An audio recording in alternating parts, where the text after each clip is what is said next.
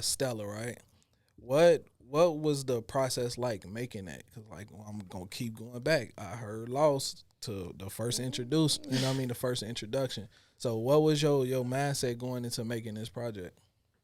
I wanted something for the summertime because I had just I dropped Vigilante, and then I did the video for Lost, and I did something else, but it was just like I was ready for that next step because you know what, the first song I did was In Your Name, and I did that on my birthday. I recorded that on my birthday, and after I did that song, I was like, I should do a whole tape that's like this, because it sounded so good.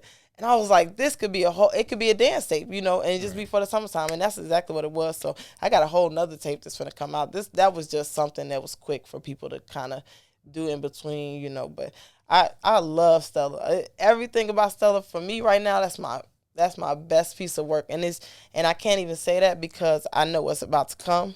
But I love Stella. It's just classy, it's fun, it's sexy, but it's still like a hidden sexy. It's like it's not too much. It's 100% clean, so you can play it in front of your kids, and I love that. Like my baby can sing my songs, what I'm saying, without Yeah. me worried about if she's saying something like, "What the fuck you singing?" Yeah. So I love that I don't have to turn my music off in front of kids. I can play it in front of old people, and they're like, oh. So I just have like a variety of fans. So I just it's just a good piece of work, like for real. Did Were you afraid to release this project? Because you say you released it because of the summertime vibes, but we still got COVID, hanging over our head. So did that like influence your releasing this project in any way? Yeah, I think for sure because it was the first time that outside was sort of back open. It was the first time we got to breathe a little bit and do. So I mean, and that's what 2020 was about. So yeah, definitely, definitely. Now, being locked in the crib at the beginning of COVID, like how did that affect you or your creating ability? Didn't I was we was nothing ever changed in our life, like, and that was what was crazy about 2020. Because even though everything, like people was losing their jobs, it was just so much going on. Like nothing ever happened to our family. We end up, stocking up on food, but we end up, donating basically all of 2020. You know what I'm saying? Just all type of stuff. So I, I nothing happened. To be honest with you, we got more money in 2020 than ever. Like 2020 was a Shout out money to the making year. Like, and pandemic. that sucks. You know what I'm saying? But because a lot of people did lose their job, but 2020 was crazy year. Like I don't think anybody had time to like really process like everything that happened in 2020. You know what I'm saying? Like, but it's crazy. What was that feeling like to be able to give back and help other people? I guess it didn't feel like nothing because you know I we I always was at the end of that stick. So we always gave. Even if we ain't had nothing, we always, that's how my mama raised us. You know what I'm saying?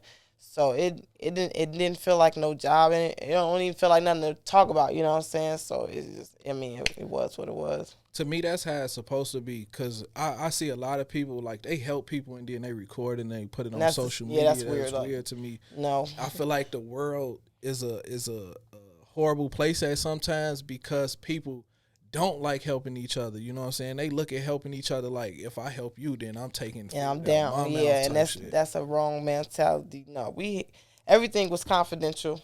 We still do free care packages. You know what I'm saying? You just gotta ask me for them. You know what I'm saying? But everything was confidential.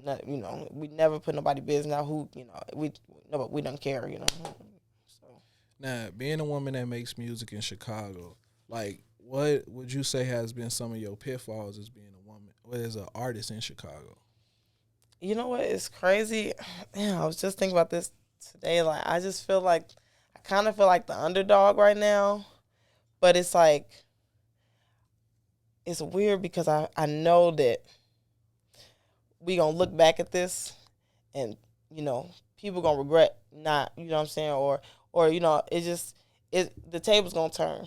You know what I'm saying? So it's not, I don't feel any type of way, or I don't even, but like I said, it's just like when my time come, it's gonna be big. You know, that's how I feel. You know, and I don't. It's nobody that can tell me different. Already, you know, it's written in stone. It's not even like if it's gonna happen. It's like it's just a matter of time. You know, so you know. Have you had one of those moments where it probably just wasn't your day and somebody reached out to you and was like, your song touched them or your song helped them get through something?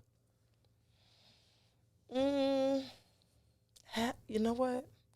I was gonna say not yet, but that that mama song hit a lot of people. Like, I mean, a lot of people, and I hear this all the time. You know what I'm saying? Like, they be like, that song you did with the wings in it, or whatever. You know, they people love that song. Like, and it's because everybody got a mama. You know what I'm saying? That, and even for me, it's I cried making that song. You know what I'm saying? And the first time I let somebody hear it, they cried. You know what I'm saying? So it's just a deep song. It's just like I said, when it comes back, when it takes the time to like look back, all my songs is gonna be classics. Mama, Lost, Stella is gonna be classics. And even some songs on Vigilante. Vigilante, I was still working on, how to build a song and really what people wanted to hear. But definitely this is really history in the making. So that's all I can really tell people.